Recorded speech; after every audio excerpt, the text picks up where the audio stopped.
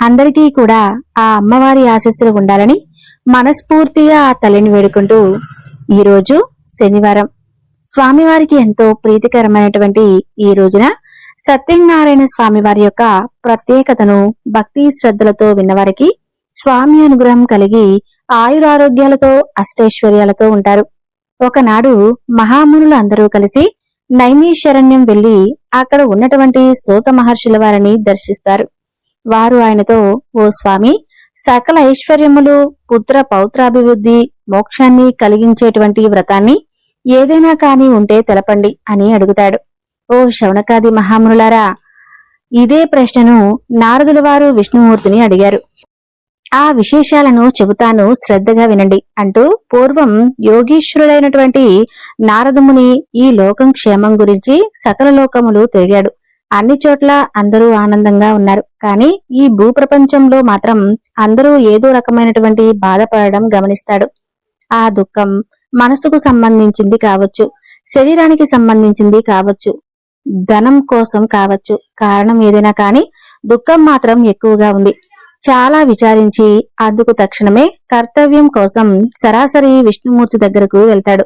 అక్కడ నిర్మలమైనటువంటి శరీర కాంతితో 4 చేతులతో శంకుచక్ర గదా పద్మం కలిగినటువంటి సర్వాలంకృత అయినటువంటి విష్ణుమూర్తిని దర్శించి భక్తితో పూజించి, ఓ పరమేశ్వర, నీవు అపరిమితమైనటువంటి శక్తి కలవాడవు, ఐశ్వర్యం లోకాలకు మేలు చేయగలవాడవు, భక్తుల కోరికలు తీర్చేవాడవు కాబట్టి స్వామి, మీకొక మాట చెప్పాలి అని అంటాడు. అందుకు విష్ణుమూర్తి, భక్త, ఏమి నీ కోరిక అని అడుగుతాడు. దానికి నారద మహర్షుల వారు, ఓ భగవంతుడా, ఈ మానవలోకంలో ప్రతి ఒక్కరూ ఏదో ఒక విధంగా బాధపడుతూ ఉన్నారు. ఒక్కరు కూడా సంతోషంగా నాకైతే కనిపించలేదు. వాళ్ళ కష్టాలు తీరేటువంటి మార్గమే లేదా స్వామి? నువ్వు తలుచుకోవాలే కాని వారికి తగినటువంటి తరుణోపాయం చూపించలేవా? నా మీద నీకు ఏమాత్రం దయవున్నా వాళ్ళ మీదకు కృపారసాన్ని విస్తరించమని అడుగుతాడు నారదముని. ఆ యొక్క దయాగుణాన్ని సంతోషించి, దేవదేవుడు, లోక శ్రేయస్సుకు నువ్వు మంచి చేయదలుచుకుంటే నేనెందుకు నీకు సహాయపడను చెప్పు? మానవులు తెలుసుకోవాలే కాని వారి కష్టాన్ని చిటికలోనే వారు తొలగిపోయేటువంటి ఒక గొప్ప వ్రతం ఒకటి ఉంది. ఎంతో పుణ్యం కలిగినటువంటి కష్టాలను నివారించే ప్రయత్నం. దాని పేరే సత్యనారాయణ వ్రతం. దానిని యథావిధిగా ఆచరిస్తే లోకంలో సర్వసుఖాలు, పరలోకంలో మోక్షం రెండూ కలుగుతాయని చెబుతాడు. ఓ స్వామి, ఆ వ్రతం విధానం ఏమిటి? ఇంతకు ముందు దీనిని ఎవరు చేశారు? ఎప్పుడు చేయాలి? ఇవన్నీ వివరంగా చెప్పండి అని నారద మహర్షి అడుగుతాడు. అప్పుడు శ్రీహరి, దీనిని ఆషాఢంలో కాని, కార్తీక మాసంలో కాని, మాఘమాసంలో కాని, వైశాఖంలో కాని, ఏకాదశి రోజు కాని, పౌర్ణమి నాడు కాని, సూర్య సంక్రమం రోజున కాని చేస్తే విశేషమైనటువంటి ఫలితం కలుగుతుంది. అలా అని మిగతా రోజుల్లోనే చేయాలి అని ఏమీ లేదు. ఏ రోజున, ఏ నెలలో అయినా, ఏ సంవత్సరంలోనైనా చేయవచ్చు. నెలకు ఒక్కసారైనా చేయవచ్చు, సంవత్సరానికి ఒక్కసారైనా చేయవచ్చు. ఆపదలు కలిగినప్పుడు అయినా, డబ్బు సమస్యలు ఎదురైనప్పుడైనా, ఎప్పుడైనా చేయవచ్చు. ఉదయాన్నే లేచి కాలకృత్యాలు తీర్చుకొని ఈ విధంగా సంకల్పం చెప్పుకోవాలి. దేవతలందరికీ ప్రభువైన ఓ భగవంతుడా, నీ ప్రీతి కొరకు నేను సత్యనారాయణ వ్రతం చేయబోతున్నాను. ఓ లక్ష్మీపతి, నాపై నీవు ప్రసన్నుడువు కమ్ము. నీ ప్రీతార్థం సత్యనారాయణ వ్రతం చేయగలను. అలా అని భక్తి శ్రద్ధలతో సాయంకాలం వరకు ఉపాసించి మరలా స్నానం చేసి వ్రతాన్ని మొదలు పెట్టాలి. పూజాగ్రహం నందు శుభ్రం చేసి అక్కడ ఒక పీటపై అంచు కలిగినటువంటి ఒక తెల్లటి వస్త్రాన్ని పరచాలి. దాని మీద బియ్యం పోసి ఒక కలశ పాత్రను వెండి, రాగి, ఇత్తడి ఏదైనా కాని పెట్టి దాని మీద కొబ్బరికాయ ఉంచి దాని మీద రవికిల గుడ్డను ఉంచాలి. ఆ పీటపై బియ్యం మధ్యలో సత్యనారాయణ స్వామి వారి ప్రతిమను చేయించి పెట్టాలి. సత్యనారాయణ స్వామికి పంచామృత స్నానం చేయించి మండపంపై ఉంచాలి. వినాయకుడు, లక్ష్మీదేవి, విష్ణువు, పార్వతీ పరమేశ్వరులు, సూర్యాది నవగ్రహాలు, ఇంద్రుడు మొదలైనటువంటి అష్టదిక్పాలకులు ఈ స్వామికి అంగదేవతలుగా ముందుగా పూజించాలి. ముందు కలశాన్ని అంటే వరుణదేవుడిని ప్రత్యేకంగా పూజించాలి. ఆ తర్వాత గణేశుడు మొదలైనటువంటి పంచలోక పాలకులను 5గురును ప్రతిష్ఠించి నిర్మలమైనటువంటి మనసుతో పూజించాలి. దీనికి జాతి, మత, కుల విభేదాలు అంటూ ఏమీ లేవు. ఏ వర్గం వారైనా చేయవచ్చు కూడా అని చెప్పవచ్చు. ఈ వ్రతం అన్ని రకాల సంపదలను ఇస్తుంది అని చెప్పగా, ఆ తర్వాత సూత మహర్షుల వారు శౌనకాదిములందరికీ కూడా ఈ వ్రతాన్ని ఎవరు ఆచరించారో, ఆచరించి ఫలితాన్ని పొందారో ఈ విధంగా చెబుతున్నారు. ఓ ఋషిపుంగములారా, పూర్వం ఈ వ్రతాన్ని ఎవరు ఆచరించారో చెబుతాను వినండి. కాశీపట్టణంలో చాలా పేద బ్రాహ్మణుడు ఉండేవాడు. తినడానికి సరైన తిండి లేక చాలా బాధపడుతూ ఉండేవాడు. అతని బాధను చూసి జాలిపడి శ్రీమన్నారాయణుడు ఒక ముసలి బ్రాహ్మణుడి రూపంలో ప్రత్యక్షమై అతని కష్టాలు ఏమిటో చెప్పమని అడిగాడు. ఆ బ్రాహ్మణుడు తన పేదరికం తొలగేటువంటి మార్గం చెప్పమని కోరాడు. దానికి మహావిష్ణువు సత్యనారాయణ అనేటువంటి పేరు కలిగినటువంటి విష్ణువును పూజిస్తే సకల కోరికలు తీరుస్తాడు, సమస్త దుఃఖాలను తొలగిస్తాడు. నీవు ఆ వ్రతం చేయమని ఆ వ్రతం వివరాలు చెప్పి అక్కడికక్కడే అంతర్ధానమయ్యాడు. ఆ రాత్రి ఆ బ్రాహ్మణుడు నిద్రపోకుండా ప్రయత్నం చేయాలని ఎటువంటి సంకల్పంతో మేల్కొని ఉండి మర్నాడు ఉదయాన్నే భిక్షాటనకు బయలుదేరాడు. ఆశ్చర్యంగా ప్రతిరోజు కన్నా చాలా ఎక్కువ ధనం సమకూరుతుంది. దానితో బంధుమిత్రులందరినీ పిలిచి ఆ వ్రతాన్ని చేశాడు. ఆ దేవదేవుడు చెప్పినట్లుగానే అతని కష్టాలన్నీ తొలగి సర్వ సంపదలు అధికమయ్యాయి. అప్పటి నుండి అతను ప్రతి నెల ఆ వ్రతాన్ని చేసి అన్ని పాపాల నుండి విముక్తి పొంది అతి దుర్లభమైనటువంటి మోక్షాన్ని పొందాడు. కాబట్టి ఈ వ్రతాన్ని ఏ మానవుడు చేస్తాడో అతని సర్వ దుఃఖాలు తొలగిపోతాయి. ఈ బ్రాహ్మణుడి వలన విని వేరే ఎవరు చేశారో తెలపమని శౌనకాది మునులు అందరూ కూడా మునివర్యును కోరారు. అప్పుడు ఆ బ్రాహ్మణుడు యథావిధిగా వ్రతం విడవకుండా చేస్తూ ఉండగా ఒకనాడు ఒక కట్టెలమ్మేటువంటి ఒక అతను అక్కడికి అనుకోకుండా వస్తాడు. అతనికి బాగా దాహం వేసి నీళ్లు అడుగుదామని వస్తే అక్కడ ఏదో పూజ జరుగుతూ ఉండటం చూసి ఆ బ్రాహ్మణుణ్ణి విశేషం ఏమిటో ఈ వ్రతం గురించి చెప్పమని అడుగుతాడు. అప్పుడు ఆ బ్రాహ్మణుడు ఆ కథంతా వివరంగా చెప్పి ఈ విధంగా నీ కష్టాలు తొలగిపోతాయి అని చెప్పేసరికి ఆ కట్టెలమ్మేటువంటి అతనికి కూడా ఆ వ్రతం బాగా చేయాలని మనసులో సంకల్పించుకుంటాడు. ఆ వ్రతం అయ్యే వరకు ఉండి తీర్థ ప్రసాదాలు తీసుకుని అతను కూడా వెంటనే ఆ వ్రతాన్ని చేయాలి అని చెప్పి సంకల్పించుకుంటాడు. ఆ కట్టెలు అమ్మినటువంటి డబ్బుతో ఎంత వస్తే ఆ వ్రతం ఆచరిస్తానని అనుకుంటాడు. అనుకోవటమే తడవు. అమ్మిన వాటికంటే ఎక్కువ డబ్బు వచ్చి వ్రతాన్ని ఆచరిస్తాడు. అతను కూడా బంధుమిత్రులతో కలిసి వ్రతం చేసుకుంటాడు. ఆ విధంగా నిర్మలమైనటువంటి మనసుతో మంచి అరటి పండ్లు, చక్కెర, నెయ్యి, పాలు, గోధుమ పిండి మొదలైనటువంటి వాటిని సేకరించుకుని వచ్చి భక్తితో వ్రతాన్ని ఆచరించి నైవేద్యం పెడతాడు. ఈ వ్రత మహత్యం అతను పుత్ర పౌత్రాభివృద్ధి కలిగి ఈ లోకంలో సంతోషాలతో జీవించి సత్యలోకానికి చేరుకుంటాడు. ఆ విధంగా పూర్వం సత్యవాక్కు కలిగినటువంటి ఉల్కా అమ్ముకునేటువంటి ఒక రాజు ఉండేవాడు. అతను సత్ప్రవర్తన కలిగి ఉండేవాడు. అటు భద్రశీల అనేటువంటి నదీ తీరమున భార్యతో కలిసి సత్యనారాయణ స్వామి వ్రతం ఆచరిస్తూ ఉండేవాడు. అలా చేస్తుండగా అక్కడికి వ్యాపారం చేసేటువంటి ఒక వైద్యుడు వచ్చి, ఓ రాజా, ఇది ఏ వ్రతము?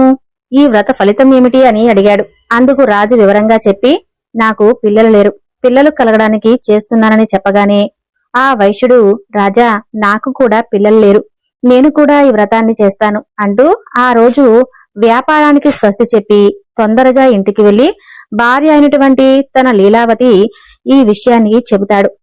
తనకు ఎప్పుడు సంతానం కలుగుతుందో అప్పుడే ఆ వ్రతాన్ని ఆచరిస్తానని చెప్పి మొక్కుకుంటాడు. కోరినటువంటి కోరికలు తీర్చేటువంటి ఆ సత్యదేవుడు అతనికి ఒక కుమార్తెను ప్రసాదిస్తాడు. ఆపద ముక్కులు సంపద ముప్పులు అని అనే మాట కూడా ఊరికే రాలేదండి. అమ్మాయికి కళావతి అని నామకరణం చేశాడు. కాని ఆ వేడుకలో స్వామివారిని మర్చిపోతాడు.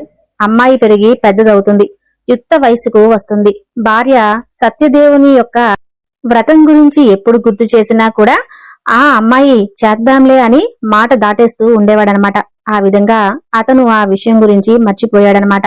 చివరికి తగినటువంటి వారిని గురించి విచారిస్తూ కాంచీపురంలో గుణవంతుడు అందగాడైనటువంటి వైశ్య కుమారుడు ఉన్నాడని చెప్పి అతనితో పెళ్లి నిశ్చయిస్తాడు.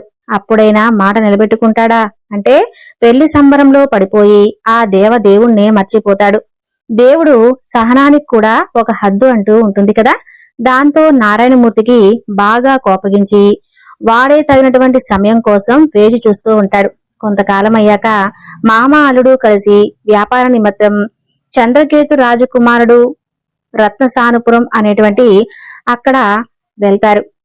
ఆడిన మాట తప్పినటువంటి ఆవేశానికి గొప్ప దుఃఖం కలగాలని చెప్పి సత్యనారాయణ స్వామి వారు శపిస్తారు. ఆ శాపం వలన ఎవరో చేసిన నేరానికి కొంతమంది దొంగలు రాజుగారి ఖజానాను సొమ్ము దొంగలించి భటులు వెంటబడుతూ ఉంటే భయపడిపోయి ఆ ఇద్దరూ కూడా వారు ఉన్నటువంటి చోటున డబ్బు వదిలేసి పారిపోతారు. ఇంకేముంది, ఆ భటులు మామ అల్లులను పట్టుకుని వెళ్తారు. రాజు వారిని భయంకరమైనటువంటి కారాగృహంలో బంధించి వాళ్ళ డబ్బంతా స్వాధీనపరుచుకుంటారు. వాళ్ళ కష్టాలు అక్కడితో ఆగిపోలేదు.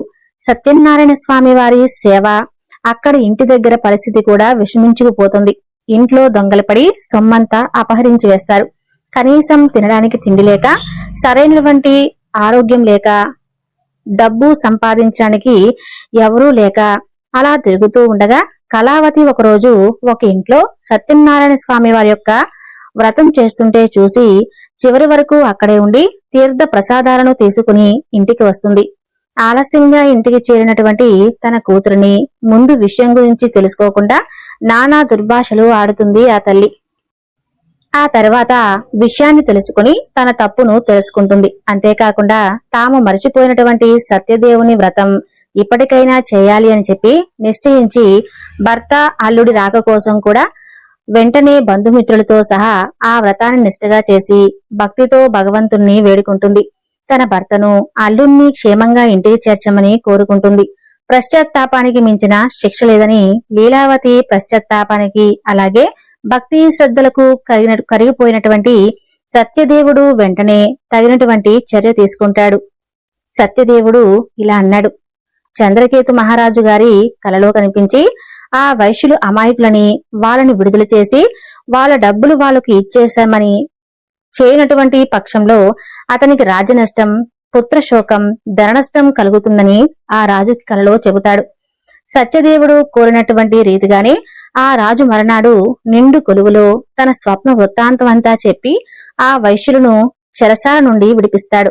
ఆ వైశ్యులకు ఇక భయం లేదని, దైవవశం వలన ఈ దుఃఖం కలిగిందని చెప్పి వారికి స్నానపానాదులు చేయించి మంచి బట్టలు ఇచ్చి వారికి రెట్టింపు అయినటువంటి ధనాన్ని ఇచ్చి వెళ్లి రమ్మని చెప్పి ఆశీర్వదించి పంపిస్తాడు.